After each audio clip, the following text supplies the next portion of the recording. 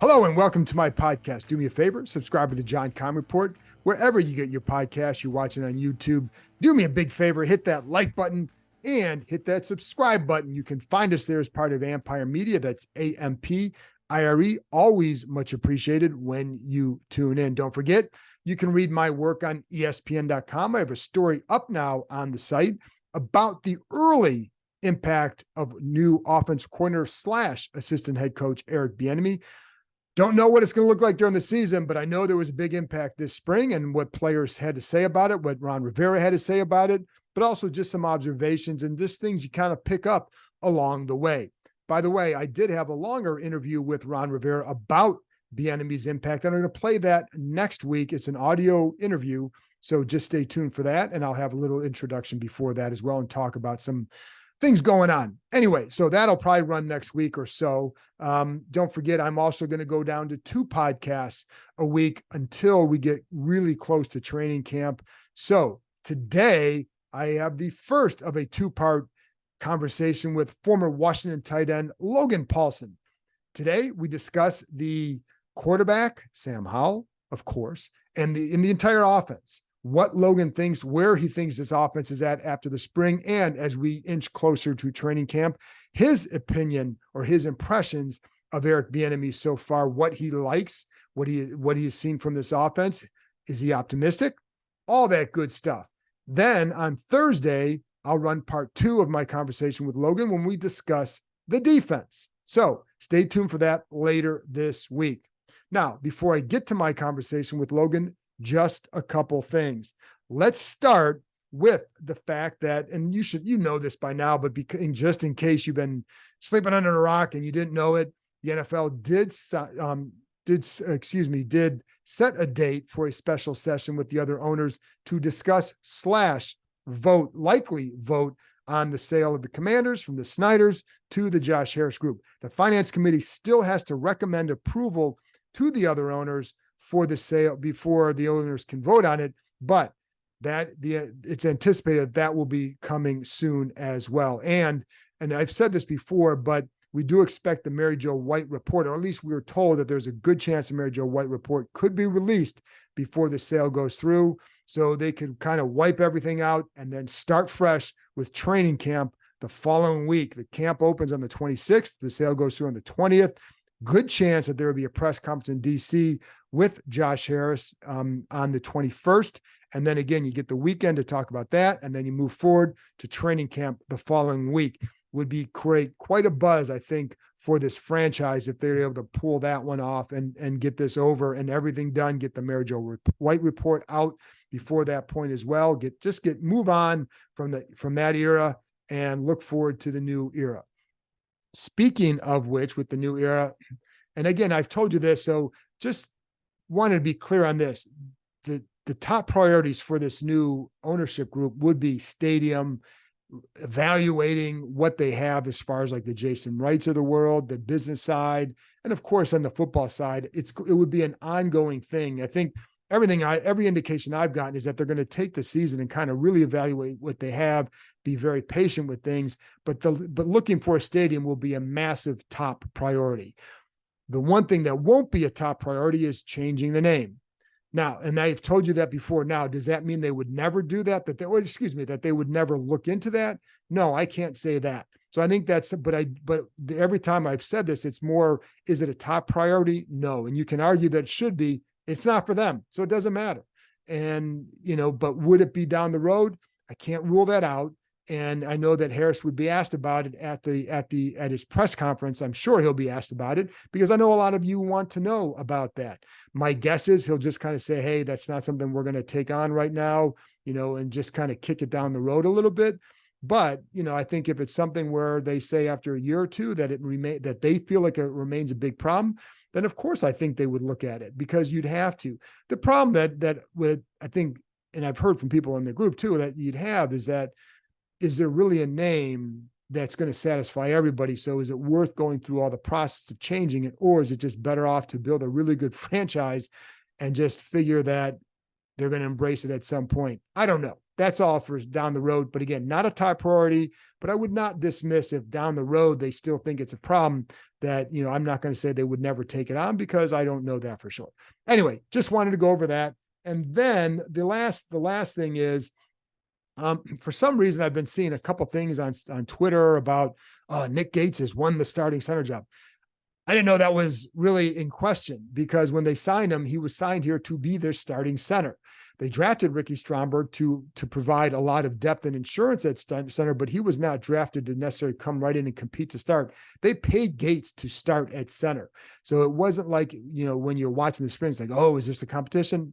I never viewed it that way. He's always been the guy who's going to start. Now, could Stromberg eventually push him? If Gates doesn't play well or if he gets hurt, then it opens the door for Stromberg. But they really like Gates, and I think the other players like him. So, but yeah, it's funny because I'd seen a couple things on that, and whether from fans or whatever, and just a little bit surprising because I didn't realize that was in question for a lot of people. So just know the starting center is going to be Nick Gates, barring something unforeseen. Anyway, that's it. Enough for me. Let's get to my conversation about the Commanders offense, looking at where Logan Paulsen felt they were after the spring and looking ahead to the summer and the season. The adventure park is ziplining through the trees. It's climbing from platform to platform. It's even an axe throwing competition with your friends. But what the adventure park really is opportunity. Reconnecting with friends and family, accomplishing a challenge, and making lasting memories.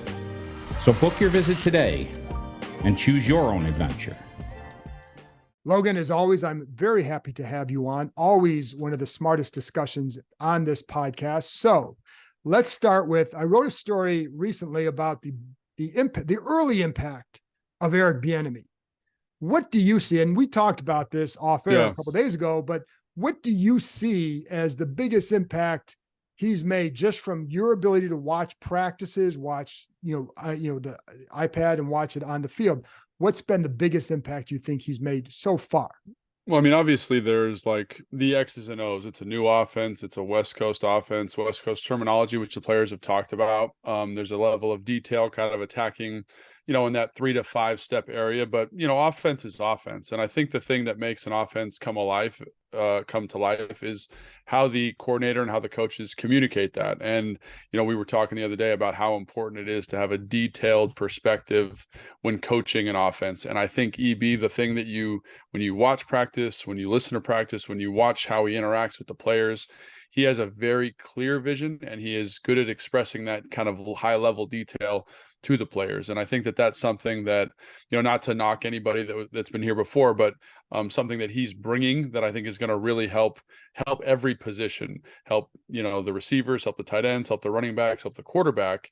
And especially with a young quarterback, I think that level of detail is super important because I find that quarterbacks, unless they're a veteran, unless they're super experienced, unless you're giving them good structure, they can get a little bit lost. Like defenses now are so complex, right? They run, all this like it's not, middle open, so your cover twos, your quarters, middle field closed, cover three man concepts with the post safety. It's not that clear anymore. Defenses understand that's how quarterbacks work. And so when you can give the quarterback a structure and kind of a safety net in those situations, I think it leads to better quarterback play. So I think the level of detail EB's brought, in addition to the difference in scheme, are the biggest things I've seen, when watching practice. Because one of the questions I'd had and what I asked you the other day was like, okay, they've changed up the way they practice. They changed up the structure of practice and all that, which is all fine and good. And it's different, but the rationale is like, was that part of the impact? But it really does seem to be more about the details of the position or the position more so than the changes in the structure of it. Or do you think that they're kind of all tied together? Well, to say that the change in structure is insignificant, I think is overstating. But if I was going to prioritize one, I definitely think it's the level of detail and the passion that EB is bringing to the offense. Because, I've been a part of a multitude of different offenses. I think I played in 4 of them when I was in college. I played in, probably 5 or 6 of them when I was in the NFL, all a little bit different, all a little bit different emphasis. But the thing that kind of sticks out is the concepts are the same. The thing that makes those concepts work, that makes the run scheme work, that makes the drop back work, make the play pass work, is the details and understanding how the concept you're installing is designed to attack certain styles of defense. So when I look at EB and this offense, I definitely think there's a clear vision of what's happening and a clear line of communication and a clear standard. And so, like, I know people want to talk about the change in defensive practice structure. They're not running the football a whole bunch. It's all 7-on-7. It's all team pass. It's, it's not kind of traditional offseason work. That is significant, but I do think the thing that's more significant is the passion and the energy and the focus that EB is bringing, because I think that's the thing that's going to pay long-term dividends for this team. How much do players latch on to that aspect versus change in scheme? That's a good question. I think, we've talked, I think I've mentioned this to you before on this podcast, like there is when the coordinator is passionate and the coordinator has a belief in what they're doing, and it's very clear what the coordinator sees, it gives the player confidence in what the coordinator is saying. It gives the player confidence in scheme, because ultimately, like, you need to get buy-in from the players, right? If you could have the best scheme in the world on paper, right? But if you can't communicate it and you can't get your Jimmys and Joes to buy into that, it's not going to go anywhere for you. Like, it needs to come alive, and you need to impassion those players to say, oh, I believe that when I run this dig, the way he coached me to run it, at the depth he coached me to run it, in the timing he coached me to run it versus this coverage, I will be open and I will get the ball. And when you can do that, like one of the, last year you heard a couple times, like, guys saying, oh, like, the offense doesn't get me open, or what, whatever it was, like, they just lost confidence in the scheme. Like the route combinations, like I've talked about with you, I know, they're not bad concepts, the ones they were running last year. It's just they weren't coached in a way that allowed the players to be successful, which again just disenfranchises the player, and a disenfranchised player is not an effective football player. So I look at what EB's doing, and again, it's a long way to go, but in terms of building confidence in an offense and being detailed on the offense, I think he's putting these guys in a good position to be successful, and I think he's building an impassioned group, which is important. One of the things they get asked a lot too is about the difference in styles between the two systems. Yeah. And, there's a generalistic version of that, but what's your take on the difference in styles between the two? Between what they ran under Scott and what they're going to run under Eric. And I know West Coast, Eric Coryell, concepts are similar. It does seem like in this one, you want a little bit, maybe more of the quick three-step drops, those kind of things to get the playmakers the ball in space a little bit quicker, that kind of thing. But from your perspective. Yeah, I actually did a project for Command Center on this about the difference between the Eric Coryell and the West Coast offense. And one of the things that I think, there's been a lot of cross-pollination. There's a lot of similarities between the two. But the biggest similarity, you hear this thrown around a lot, and hopefully we can explain it a little bit, is Eric Coryell demands vertical separation. They try to challenge the defense vertically. And as the defense abides by these vertical concepts, it creates space underneath. So I think, like last year, you heard Scott and some of his assistants say, we're reading deep to short. Right. The idea being is you check the deep concept, the defense respects that, and it opens up the 10, 15-yard dig behind it. You can complete the football there. Love that dig in the Air Coryell. Yeah. And those concepts are extremely effective. They're very, very effective. The timing is awesome. It's great, right? I think the difference is when you compare last year's offense to a guy like Kyle, or a traditional West Coast offense, which Kyle is. He's a West Coast disciple. Is there's a huge emphasis on stretching the defense horizontally.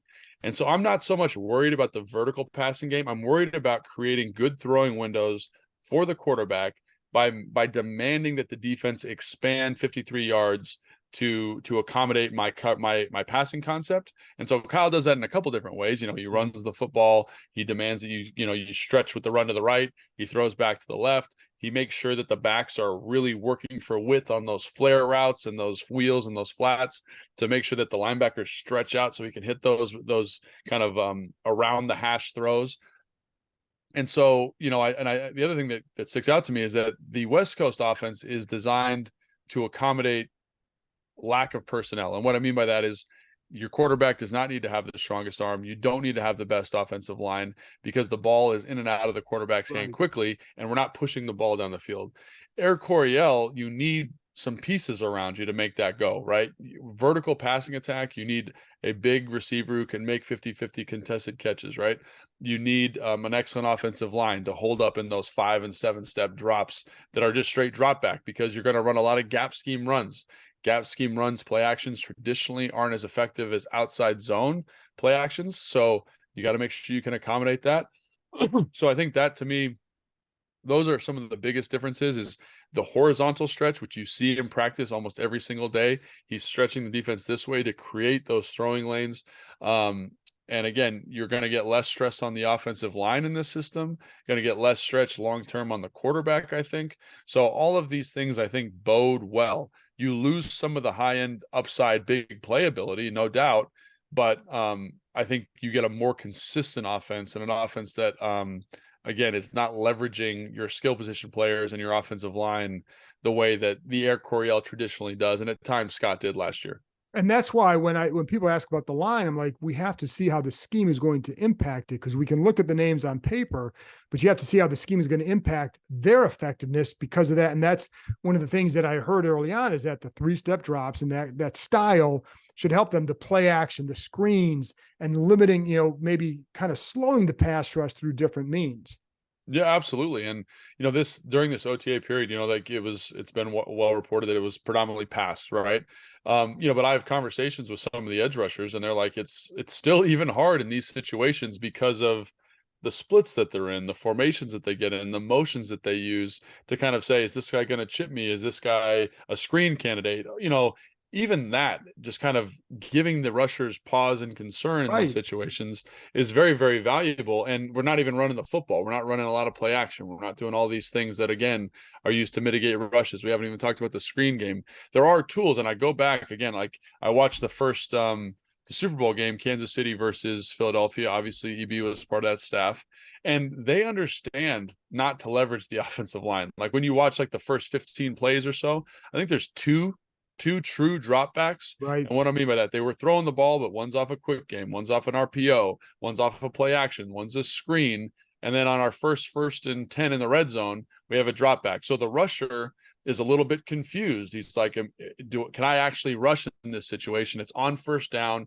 They're not expecting a drop back pass in that situation. And it allows Wiley and the rest of those offensive linemen to perform at a very high level. You're not leveraging them down in and down out the way you do in a traditional, Eric Coryell West Coast offense, which is, it's a lot more 5 and 7 step drop backs that really stresses those guys out. So I do think that, while on paper this group is still a big question mark, the offensive line, I really believe that the scheme is going to elevate them to a certain extent. Now, are they going to be the best offensive line in football?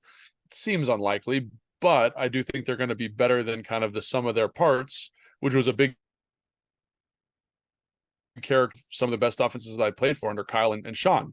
And one of the reasons they were able to do that is because you're able to say, let's understand that in terms of football, offensive line is the hardest thing you're going to do outside of playing quarterback, right? Maybe DB, because you're dealing with the best athletes all the time. Let's give them easier reps there. And I think that's what Eric under Andy Reid has learned and has shown an ability to do.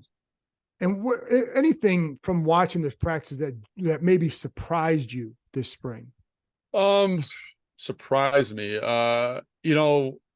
Not particularly. I mean, I think there's the diversity of thought and of usage with regards to certain people in the offense and certain personnel groupings, I think was exciting to see, because that's something I think that the fan base has always been talking about. Oh, how do we get player X in a better situation, or how do we use them like this?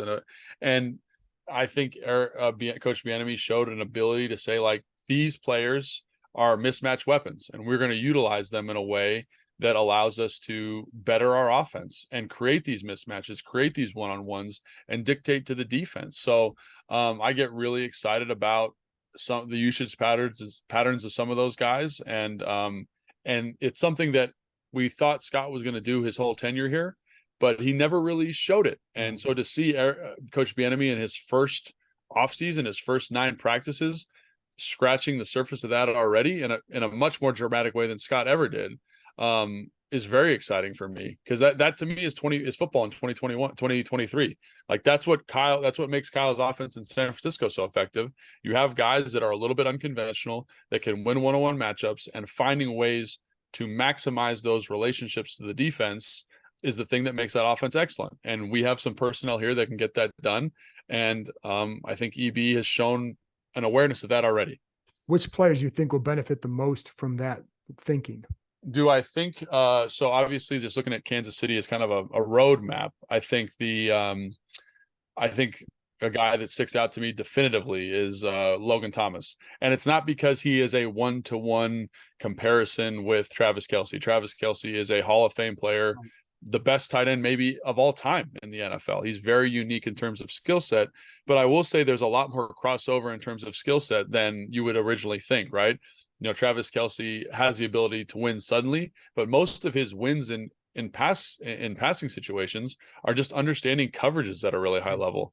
And Logan does that exceptionally well. So I think that role, and then obviously his relationship to Sam through the OTA period, kind of to me shows, wow, he's ready for a larger role in this offense. Another one, I think that, and you know, really all those tight ends I think are in a good spot, not because of anything they did specifically in OTAs, but because when you look at Kansas City, they find ways to maximize that personnel grouping to dictate to defenses and find one-on-ones with, you know, they had their backup tight end, number 88, was a converted receiver. They find ways, you know, a couple times a game to get him in a one-on-one situation with a linebacker as a receiver. And I think Cole Turner has a skill set similar to that.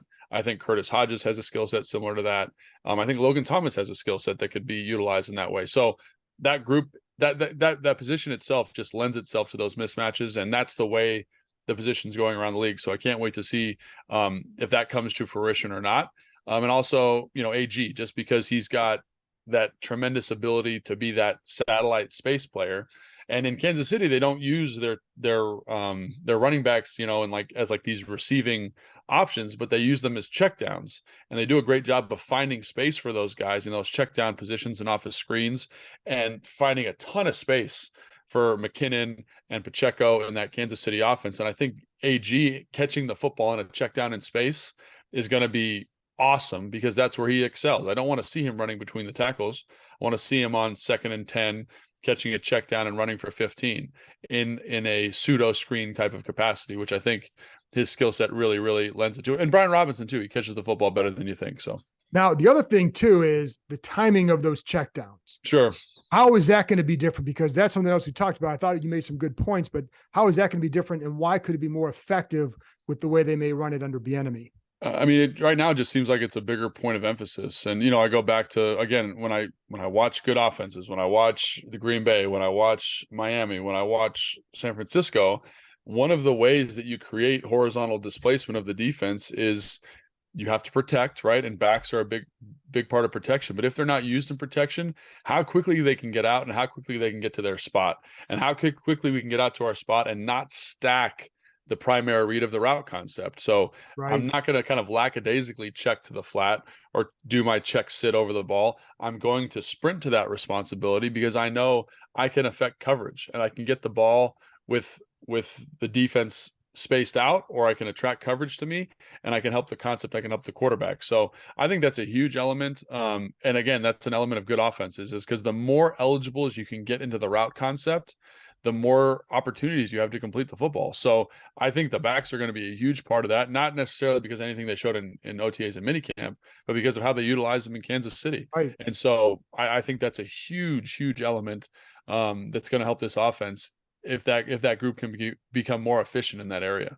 It also seems like, in talking to some of those backs, that they understand maybe how to fit into the routes better, and how where their position impacts how somebody else is, you know, and that should be basic, but that's one of the things they've taught, and that's some of the details too. Absolutely, man. And that's something that, you know, you have great insight on, because you do a great job about talking to these guys. But the backs, like, they play a huge role, and it might seem like a nothing route, but if you're able to move a linebacker because you're running aggressively to the flat, you're able to move that linebacker 3 feet, a yard and a half. That makes a bigger window for the quarterback for that dig coming in behind, or the curl coming in behind, or the out route by the tight end. And so understanding how your timing and your speed to your position and location and depth of that route is going to be huge, because, like, again, it's just making your offense more and more efficient each time you get someone in the right spot in timing, and getting more eligibles out in the concept. With Sam Howell, because obviously the whole thing here is going to be about his development. What did you see from him this spring? And, I get asked too. And like, I think one thing I always warn people about is you can't be necessarily just results oriented when you're watching these practices, because you have to know what went into a decision, why a throw was made, why a play was made or not made. And so sometimes you might see a pick, but you just can't assume one thing. You know what you're watching. So what did you see from Howell throughout the spring? I actually thought, given how well the defense, especially in the back end, was playing, I thought he did a really nice job of getting the ball out on time and on rhythm and into some tight window throws. I think there was this kind of narrative circulating about him that he was not being overly efficient. But when you look at his 3 and 5 step stuff, I thought he was pretty good. It got a little bit dicey for me, like when he had to push the ball down the field. You got to read kind of big sweeping safeties, and the safeties and the secondary in general did a great job kind of matching those deeper concepts and putting him in positions where, either I got to force this football or I got to make a big boy decision and check it down or throw it out of bounds. And I felt sometimes he was trying to force that football down the field a little bit too aggressively, which again, like, Fred Smoot is a big advocate of Sam Howell, and he's like, I'd rather him do that now so he can learn what he can and cannot do. So I believe in that too. Yeah. And I think you've mentioned that to me as well. And so I don't really have a problem with that, but it's just about understanding, like, to me, like the worst kind of thing a quarterback can do is when they're late on the read and they're trying to force the football in some place it shouldn't go. It's one thing to be late and then throw it to somebody who's open because it just took you a minute to get there. It's another thing to be late and then compound your mistake with a ball that shouldn't be thrown. And I felt like he did that a couple times, but it's practice, man. It's part of his growing. And I think overall, I came out of training camp very impressed with him, or mini camp and OTAs, very impressed with him and his maturity as a player. Like that defense was playing lights out, man. In the back end, they were playing lights out, matching stuff really well. They don't have to negotiate with the run. It's very, very tough sledding. And I thought he just did a great job of feeling himself in the pocket, getting the ball where it's supposed to go. And he had to make some really tough, accurate, tight window throws. And hopefully he can continue to mature in that area. But I think he showed you enough signs. Like people ask me, like, "Oh, is he going to be the starter, or is Jacoby going to be the starter, or does Jacoby deserve more reps?" Questions along those lines. And to me, Sam did everything he needed to do to say, I deserve the first crack at this, and that's all you can do in this period, I think. Yeah, and it's funny. I'm glad to hear you say it, because like somebody asked me this in a mailbag I did last week, and I had to pretty much. They're like, "Oh, we hear this, we hear this, we hear this." And I'm like, I thought he had a good spring because you saw growth in certain areas. I felt like too in the 7-on-7, I know it's 7-on-7, but the timing and rhythm was really good there, I felt. Yeah. And so like that to me eventually carries over. You put the element of the rush in there and all that. It's a little bit different, but I felt like that was a good thing for him. And, I think what you want to see is growth from him. Yeah, and I think the other thing that's important that I have to remind myself constantly with OTAs and minicamp is that the offense is not game planning for the defense. Right. And you mentioned that to me, and I think it's really great insight, because like during the blitz period, I'm not repping the blitzes. I'm not trying to defeat the blitzes the way I would an opponent. I'm not trying to develop or install concepts to beat certain coverages. I'm just installing my offense, and I might have some coaching points, some ideas. Hey, on this corner, because they're running this quarters look, I might need to sit it down here, or whatever the coaching point is. But I'm not like putting in my quarters beater on the day that the defense puts in quarters, because that's not fair to the defense. So he had to do some tough sailing during OTAs and minicamp, especially after like the first 3 or 4 days. And hats off to him. I thought he handled it well. I'm sure he was frustrated at times because that defense, again, they did a great job. But overall, I think he deserves this opportunity. And there's still a lot that needs to happen. There's still that Baltimore practice. There's still training camp. There's still preseason to kind of finalize that assessment. But I think as of right now, he deserves this opportunity. How will that help him going, like the situation with the blitzes and all that? And going against this defense, but the blitzes and having to plan for something, or having to basically on the fly face something you haven't seen. How will that help him down the road? I think it just kind of, because you're not always going to be right when you're playing quarterback. You're not always going to be like, someone said Tom Brady's superpower. I think Byron Leftwich, he said his superpower was the ability to do the boring thing every single time. And that's really hard. And one of the things that going against a defense that knows what you're doing is it forces you to go to do the boring thing all the time. Like maybe you don't want to check the ball down. Maybe you want to try and force that ball in there. But hey, I need to get a feel for what I can and cannot do. If that window's cloudy, which again, a lot of cloudy windows, again, defense was awesome. A lot of cloudy windows. I got to be mature enough to know I can't make that throw. I got to get the ball to my second read or my third read and live to play another day. And I think that's because that's NFL defense. You're not going to know all the time what the defense was doing. Like we had Matt Ryan on our podcast, the Take Command podcast with Craig Hoffman, and Matt Ryan was like, dude, there's times like where you don't know the picture and you got to trust your initial just kind of glance at the coverage to say, that's too murky for me to make this throw. The ball's got to be out. And I think that takes a certain level of maturity, but you don't get that unless you're challenging yourself. And he was challenged in practice, which I think is good. Did you come away from the spring more or less optimistic about the offense based on what you saw? I would say. Or did it change anything for you? Yeah, I would say I came out. Anytime you say more optimistic, everyone thinks they're going to be the, Yeah. Well, let me just say this in general. How did you come away in general about the offense after the spring? I was pleasantly surprised. Let me just say that. You got a second-year quarterback. You got a new offense. Was it perfect? No.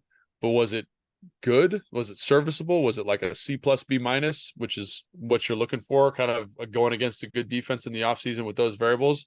I think so. And I'm cautiously optimistic that the offense under Eric Bieniemy can be in a better spot because I saw more diversity. I saw concepts that are going to help the quarterback. I saw, again, just a maturity from a young quarterback that I wasn't expecting. Now, was it perfect? No, but there were some signs that I'm encouraged. I'm encouraged about the direction that they're going, and I think the fans should be too. And again, there's still a lot of football, a lot of development this offseason that needs to occur. But in terms of first steps, I think these were very, very positive.